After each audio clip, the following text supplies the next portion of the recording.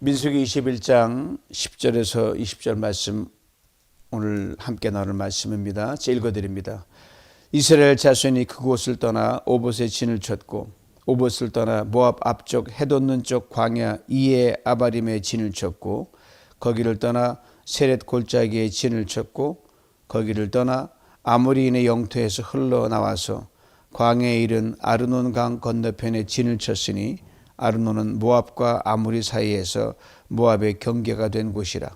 이러므로 여호와의 전쟁기에 일렀으되 수바의 와협과 아르논 골짜기와 모든 골짜기의 비탈은 아르 거울을 향하여 기울어지고 모압의 경계에 닿았도다 하였더라.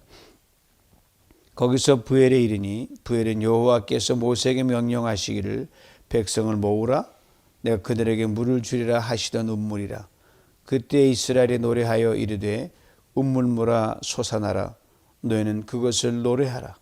이 운물은 지휘관들이 팠고 백성의 귀인들이 규와 지팡이로 판 것이로다 하였더라. 그들은 광야에서 맞다나에 이르렀고 맞다나에서 나할리엘에 이르렀고 나할리엘에서 바못에 이르렀고 바못에서 모압 들에 있는 골짜기에 이르러 광야가 내려다 보이는 비스가 산 꼭대기에 이르렀더라. 아멘. 다시 걷는 은혜의 길 제목을 함께 오늘 새벽에 하나님의 말씀을 듣기를 원합니다. 이스라엘 광야 여정에서 결코 잊지 못할 지명이 있는데 바로 가데스 바네입니다. 처음 도착했을 때 정탐꾼을 보내거든요. 12명을 보냈는데 10명의 정탐꾼의 그 악평한 그 나쁜 부정적인 보고 때문에 이스라엘 전체가 낙담이 돼서 왕반 불평이 하늘에 치솟아서 하나님께서 그 정탐한 날수 하루를 1년으로 계산해서 40년을 유턴시켜서 방황하게 했던 그곳입니다. 긴 세월이 지나 다시 가데스 근처로 돌아옵니다. 이젠 결코 오랜 과거의 실패를 되풀이하면 안 되죠. 그렇지만 하나님께서 이스라엘 체질을 잘 아시기에 직선으로 가면은 여러 가지 많은 곤란이 부딪히니까 우회를 하게 하십니다. 바로 맨 지도를 보기 맨 아래쪽이 에돔 족속이 에서의 그 후손들이거든요.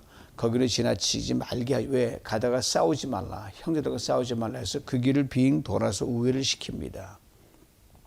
근데 40년 빙빙 돌았는데 또 도느냐 하고 원만 불평이 또 하나님의 귀에 닿고 모세를 막 협박했습니다. 이들은 그 광야를 다니면서도 속도만을 이들은 봤어요. 빨리 가면 된다. 방향을 보지 못했습니다. 여러분 나그네 인생길 우리가 얼마나 살든 속도가 중요한 게 아닙니다. 천천히 가도 방향만 제대로 잡으면 그게 중요한 겁니다. 이로 인해 이스라엘 백성 큰 시련이 닥칩니다. 그동안 광야길 올 때는 한 번도 보지 못했는데 어디서 사방에서 이 불뱀이 이 독성이 강한 불뱀이 막 튀어나와 사람들을 막 무는 거예요. 이미 더 많은 사람들 죽었고 물려서 고통스러워서 아주 탄식을 하고 아우성을 칩니다. 이스라엘 백성들이 모세에게 제발 이 불뱀들만 사라지게 해서 우리를 구해달라고 간청을 하자. 모세 하나님께 중보기도를 드립니다. 그때 하나님께 모세에게 말씀하십니다. 불뱀을 만들어 장대에 달아 높이 세우라. 그걸로 보면 산다. 이 대목에서 한 가지 궁금증이 들어요. 지금 물려서 너무 고통스러운데 빨리 뱀을 떠나게 하면 나을 것 같은데 장대에 불뱀 형상을 만들어 놓고 이걸 보게 하셨단 말입니다. 바로 순종하는 백성이 되도록 하나님께서 그리하신 겁니다. 불뱀을 떠나게 하는 것, 고통을 제거하는 즉각적인 처방입니다. 그러나 보다 더 중요한 것은 근본적인 처방이 중요하거든요. 고통 중에 이들이 순종하는 것을 배워서 본질적인 체제를 다시 한번 다듬기 위함이셨습니다. 광야길 걸으면서 이 이스라엘 백성들이 얼마나 많이 자기들의 니드에 따라 필요에 따라 순종과 불순종을 저울질했거든요. 하나님 이걸 너무너무 잘 아시지 않습니까? 필요보다 문제 해결보다 하나님 언제나 우선임을 이들로 하여금 다시 한번 이제 후손들이 1세는 다 죽고 2세에 가는데 대단히 중요한 시점이거든요. 그걸 깨우치게 하기 위함이셨습니다. 40년 돌고도 또다시 40년을 방황하게 할 수 없잖아요. 장대에 매달린 불뱀, 이것은 하나님 우리 삶의 목적이라는 걸 일깨워주기 위함입니다. 하나님이 최우선이다. 아무리 급해도 중요한 걸 쫓아가라. 그 징표가 장대에 달린 불뱀입니다. 즉 구원은 하나님께만 있다는 말이죠. 훗날 예수님께서 친히 자신의 일컬어서 우리 구원하실 리가 예수 그리스도 한 번밖에 없다는 것을 분명히 말씀하셨어요. 주님 말씀 들어보세요. 모세가 광야에서 뱀을 든 것 같이 인자도 들려야 하리니 이는 그를 믿는 자마다 영생을 얻게 하려 하심이라. 그렇습니다. 우리 하나님은요, 이스라엘의 좀 돌아간다는 그 하나 가지고 또 불평한 그 불순종의 죄악을 심판으로 하나님께 다스리지 않으시고 먼 훗날 우리를 구원하시기 위해 예수 그리스도께서 달려주고 십자가를 미리 예비하시는 소망의 징표로 삼으신 참으로 긍휼과 자비가 풍성하신 하나님이십니다. 바로 불뱀 사건으로 이스라엘 백성 다시금 정신 바짝 차리게 되고요. 순종을 배우게 됩니다. 그리고 다 하나님께 은혜의 여정을 여십니다. 오늘 본문이 바로 이 은혜의 여정의 또 다른 하이라이트입니다. 언뜻 보면 그저 이 장소에서 다음 장소로 이동하는 것처럼 보이지만 그렇지 않습니다. 장소 하나 안에 엄청난 의미가 담겨 있고 하나님의 은혜의 숨길이 담겨 있습니다. 하나님 거기에 은혜를 새기고 또 순종을 다짐하게 하시고 그리고 언약을 확인하게 하시고 그걸 끝에서 이스라엘 백성이 그토록 꿈에도 그리던 저 가나안 땅에 보이는 약속의 땅에 눈에 들어오는 그것까지 인도하십니다. 비스가산, 모세가 그의 인생에 마쳤던 그 산에 오르게 만들죠. 바로 가나안을 향하여 다시 걷는 이 여정, 그 첫 번째가 오봇인데 이에 대해 오늘 본문 10절 이렇게 말씀합니다. 이스라엘 자손이 그곳을 떠나 오봇에 진을 쳤고 그곳은 바로 불뱀의 재앙에 내렸던 자리입니다. 백성의 원망과 불 하늘을 찔렀고 입술에 독처럼 불뱀이 그들을 물어버렸습니다. 그 고통의 자리, 심판의 자리에 임했던 것들은 떠납니다. 그렇습니다. 하나님은요, 우리가 오래 머물러서는 안 될 자리가 있다고 말씀하시면 떠나길 늘 원하십니다. 죄의 자리는 떠나야 합니다. 원망의 자리는 떠나야 됩니다. 하나님의 심판, 깨어진 마음은 다 추스려서 일어나 또다시 떠나야 됩니다. 그 도착한 곳이 바로 오봇이에요. 오봇은 물통 또는 가죽부대란 뜻인데 사막에서 이 물통은 생명줄과 똑같거든요. 그리고 오봇은 죽음의 자리에서 생명의 자리로, 절망의 자리에서 소망의 자리로 나가는 회복의 진지였습니다. 단순한 지명이 아니죠. 은혜 여정이 시작되는 그 자리입니다. 그러기에 오봇은 이스라엘 백성들에게 다음과 같은 말씀이 들렸던 곳입니다. 두고도 잊지 못하죠. 너희는 그곳을 떠나라. 내가 너에게 줄 땅 생명의 길로 다시 나가게 하리라. 그러기에 11절 13절에도 반복적으로 등장하는 단어가 있습니다. 바로 떠나라는 단어입니다. 오봇을 떠나고 이에아바림으로 가고 거길 떠나고 세렛골짜기로 가고 그리고 아르논 강 건너편 이렇게 끊임없이 떠나고 머물고 반복합니다. 13절 말씀 봅니다. 거기를 떠나 아모리인의 영토에서 흘러나와서 광야에 이른 아르논강 건너편에 진을 쳤으니 아르논은 모압과 아모리 사이에서 모압의 경계가 된 곳이라. 지도 한번 잠깐 보죠. 좀 잘 보이나 모르겠지만 그냥 큰 건 보시면 돼요. 맨 밑에 쪽이 에돔이라는 곳이에요. 오봇은 이제 이들이 광야 불병이 있던 걸 떠나서 오봇에 머문 거거든요. 그 다음 가는 곳이 바로 이에 아바림이고요. 세렛골짜기인데 큰 부족들이 나옵니다. 맨 밑에 에돔이고 우측이 모압이고 저 위가 아모리, 옆이 암몬이고 저 길르앗 있고 저 위쪽에 바산이 있는데 여기서 우리가 네 개의 부족 중에서 가장 우리가 눈여겨볼 게 오늘 보면 아모리 족속과 모압 족속의 그것입니다. 특별히 아모리 족속은 요단 동편에 있는 부족인데 굉장히 막강한 그런 부족이었어요. 이들의 영토가 아주 독특합니다. 북에서 남쪽으로 길게 이어진 이들의 영토인데 두 개의 왕국으로 되어 있어요. 성경 읽다 보면 많이들 시온 왕, 바산 왕 그러죠. 이 남왕북 북왕국 나눠진 게 이 아모리 족속입니다.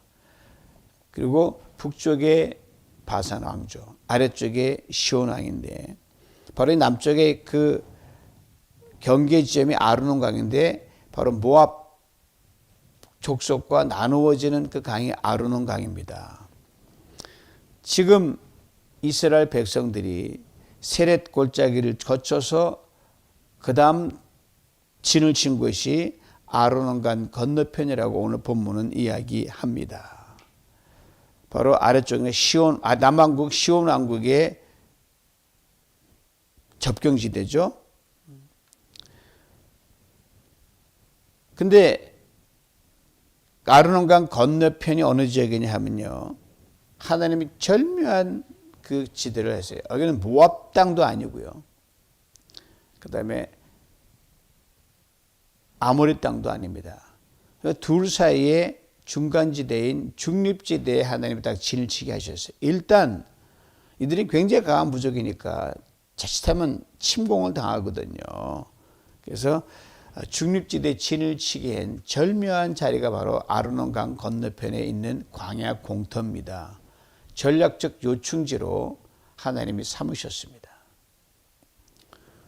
즉 가나안 땅을 진입하기 위한 본격적인 전쟁의 전초기지로 삼은 것이 바로 이곳입니다. 이에 대해 오늘 보면 이렇게 설명합니다. 14절 15절을 봅니다. 이러므로 여호와의 전쟁기 일러스되 수바의 와협과 아르논 골짜기와 모든 골짜기의 비탈은 아르고우를 향하여 기울어지고 모압의 경계에 닿았도다. 수바의 와협이라는데 수바는 지역 이름이고요. 와협은 아주 좁고 아주 깊은 골짜기를 와협이라고 합니다. 한자 말이에요. 아르논강 그 근처에 많은 골짜기들이 있어요. 그 중에 하나가 바로 이 수바의 와협입니다. 바로 중립대에서 가나안을 향해 전진해 가기 위해 아모레 땅을 그냥 지나치면 어떻게 하면 청을 하거든요. 우리 다투지도 않겠고 너희 것도 축내지도 않겠고 근데 아무리 남쪽 왕국 시온 왕이 이걸 거절하고 전쟁을 일으킵니다. 국물도 없다. 소문은 많이 들었거든요. 가나안을 향해 다시 시작하는 은혜 여정에서 치른 첫 번째 전쟁인데 매우 중요한 전쟁입니다. 이 전쟁에서 지면 낙담이 하늘을 찌를 것이고 이기면 용기를 얻어 그 다음을 아주 자신만만하게 갈 수 있거든요. 결국은 이스라엘이 승리를 합니다. 그리고 이 전쟁이 이스라엘의 전쟁 기록을 담은 전쟁기에 분명히 기록되어 있습니다. 그냥 전쟁기가 아니라고 해서요. 여호와의 전쟁기라는 것이 매우 의미심장합니다. 무슨 말입니까? 이 전쟁기에 기록된 전쟁사는 단순히 군사적 승리만 담아놓은 것이 아니다. 이것은 하나님이 친히 주도하시고 주관하시는 싸움에 대한 신앙의 선언이자 고백을 담고 있는 그런 전쟁 일지란 말입니다. 이스라엘 백성 40년 광야를 돌고 돌아 아주 여기까지 왔어요. 근데 북상하여 이제 가나안 국경을 향해 나가는 길목에 서 있습니다. 그 길은 단순한 방랑이 아니라 이제는 전진 또 전진 순종으로 무장시키셨으니까. 그리고 그 과정에서 피치 못할 크고 작은 부족과의 싸움은 피치 못한 앞에 있는 이제 예정되어 있는 그런 수준이에요. 인간적으로 이스라엘 광야지라면서 잘 훈련된 군사도 없었고요. 훈련 받지도 못했습니다. 요즘은 오합지졸이에요. 하지만 모세는 분명히 선언합니다. 이 모든 싸움은 하나님께 친히 주관하시는 여호와의 싸움이요 여호와의 전쟁이다. 단순한 위로가 아니라 하나님께서는 어떤 전쟁을 허락하실 때도 있고 허락 안 하실 때도 있고 일단 했다 하면 하나님이 친히 주도하셔서 전쟁을 진히 승리로 이끄는 그 하나님의 전쟁 역사거든요. 직접 간접으로 하나님이 개입하지 않는, 하나님이 간섭하지 않은 전쟁은 하나도 없습니다. 예나 지금이나 똑같아요. 그 누구의 땅도 아닌 중립지대에 진을 치고 했던 이스라엘 백성들 앞에 있을 크고 작은 전쟁을 대해서 모세가 선포하는 겁니다. 여러분, 전쟁은 우리의 것이 아닙니다. 하나님의 것입니다. 성경 여러 곳에 전쟁은 여호와께 속했다고 말씀하고 있잖아요. 여호와의 전쟁이 바로 그 분명한 증거입니다. 이 말을 듣는 이스라엘 백성들에게 분명 떠오른 전쟁이 있었을 거예요. 바로 처음 광야를 행진할 때 광야의 호전적인 부족 아말렉을 맞부딪혀가지고 굉장히 고전을 합니다. 그때 모세의 손이 올라가면 이스라엘이 승리하고 모세의 손이 내려오면 아말렉이 승리하는 참 희한한 전쟁과 하나님이 그 전쟁을 승리로 이끌게 만드셨습니다. 바로 이 모세의 말을 듣고 맞습니다. 전쟁은 여호와의 것입니다라고 화답했으면 틀림없어요. 순종하는 이스라엘 백성 믿음으로 당차게 화답합니다. 그렇습니다. 우리가 순종할 때 여러분 인생의 그 어떤 전쟁도 하나님 반드시 승리하게 만드십니다. 아르논강 건너편 중립지대의 골짜기를 타고 전쟁은 여호와께 속한 것이다. 전쟁은 하나님 것이다라는 이 함성이 계속 메아리칩니다. 골짜기 딱 메아리치면 계속 울리잖아요. 이 메아리를 뒤로 하고 이스라엘 백성들이 다음 장소로 이동하는데 바로 브엘입니다. 16절 말씀 봅니다. 거기서 브엘에 이르니 브엘은 여호와께서 모세에게 명령하시기를 백성을 모으라 내가 그들에게 물을 주리라 하시던 음물이라. 브엘, 음물, 깊은 샘이라는 뜻입니다. 이스라엘 백성 중립지대를 떠나서 도착한 브엘에서 하나님이 모세에게 명하십니다. 백성들을 모으라. 백성들을 모으라. 광야를 걸어왔기에 분명 목이 탔을 겁니다. 지쳐 있었습니다. 눈동자가 희미합니다. 금방이라 쓰러질 것 같습니다. 하나님 말씀하십니다. 내가 이 백성에게 물을 준다. 몇 개의 샘물이 있었는지는 모르지만 샘물이 그 순간 팍 터져 물이 막 솟구쳐 오르는 거예요. 바로 그 브엘에서 생명과도 같은 샘물을 흠뻑 마시고 기운을 차립니다. 그때 상황을 보고 이스라엘 백성들은 거기서 노래를 부르는 거예요. 뭐 갈증이 얼마나 신나겠어요. 17절 18절입니다. 들어보세요. 운문물아 솟아나라. 너희는 그것을 노래하라. 이 운물은 지휘관들이 팠고 백성의 귀인들이 규와 지팡이로 판 것이로다. 운물들아 솟아나라. 우리 눈이 번쩍 뜨이는 대목입니다. 순종으로 나아갈 때 우리가 담대히 외쳐야 하는 고백입니다. 광야 인생길 얼마나 많은 일이 벌어집니까? 목이 탑니다. 지치고 힘든 구간과 시간이 있어요. 누구나 맞닥뜨립니다. 근데 이거는 어떻게 맞이하느냐가 관건이죠. 순종의 사람은 선포로 맞이합니다. 그냥 믿음으로 선포하면 돼요. 운물물아 솟아나라. 하나님께 바로 그 장소에서 여러분과 저에게도 그 장소와 시간이 부활이 되게 하실 줄 믿습니다. 또 하나 눈에 띄는 구절이 있어요. 이 운물은 지휘관들이 팠고 백성의 귀인들이 규와 지팡이로 판 것이로다. 그냥 운물이 아니었습니다. 믿음의 조상들, 즉 족장들이 파놓은 운물이었어요. 그때까지 계속 솟아났는지 아니 하나님이 기적으로 거기서 막혔던 수단은 모르지만 하여튼 믿음의 조상들이 파놓은 운물인 건 분명하다고 이들은 고백하거든요. 그 부엘의 운물 앞에서 이스라엘 백성들 이런 말들이 막 흘러나옵니다. 아 아브라함 그 운물을 팠었지 하나님 의지해서. 아 이삭 운물을 뺏겨도 순종나고 또 파고 아 야곱 도망자였지만 야복강에서 하나님 붙들었던 그 족장들. 그리고 우리 중에 누가 이렇게 말합니다. 혹시 이 운물 아브라함 거 아니야? 저 운물 이삭이 판 거 아니야? 이 운물 야곱이 판 거 아니야?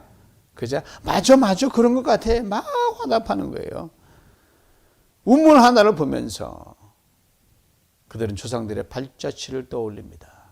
노래합니다. 이렇게 외칩니다. 우물물아 솟아나라. 이미 하나님 솟아나게 한 건 찬양하는 거예요. 단지 물을 부르는 소리가 아니라 기억을 부르는 노래입니다. 하나님의 신실하심을 다시 마시는 찬양입니다. 부엘을 떠나 다음 장소로 이동하면서 이들의 찬양은 얼마간 계속됩니다. 우물물아 솟아나라. 우물물아 솟아나라.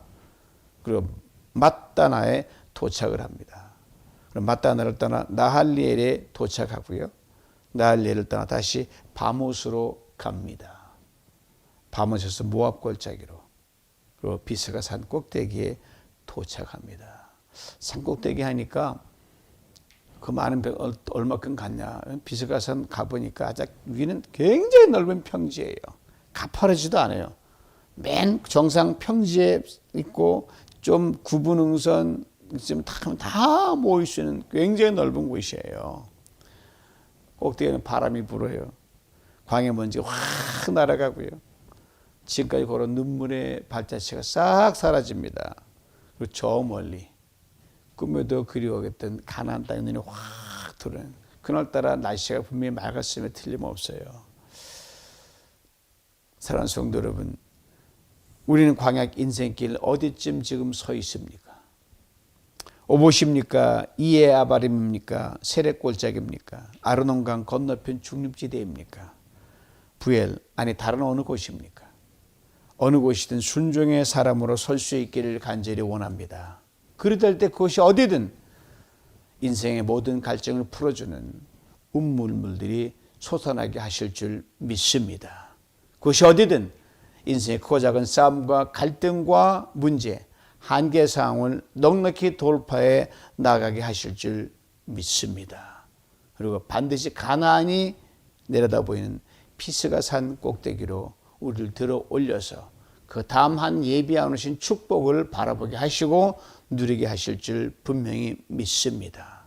이 소망을 품고 온전한 믿음과 순종으로 삶 전체를 꿰뚫는 은혜 여정을 오늘도 내일도 힘차게 걸어나가는 복된 성도님 될 수 있기를 주님의 이름으로 축원합니다. 기도합니다. 은혜 하나님, 오늘도 말씀으로 우리를 일깨워 주시니 참으로 감사합니다.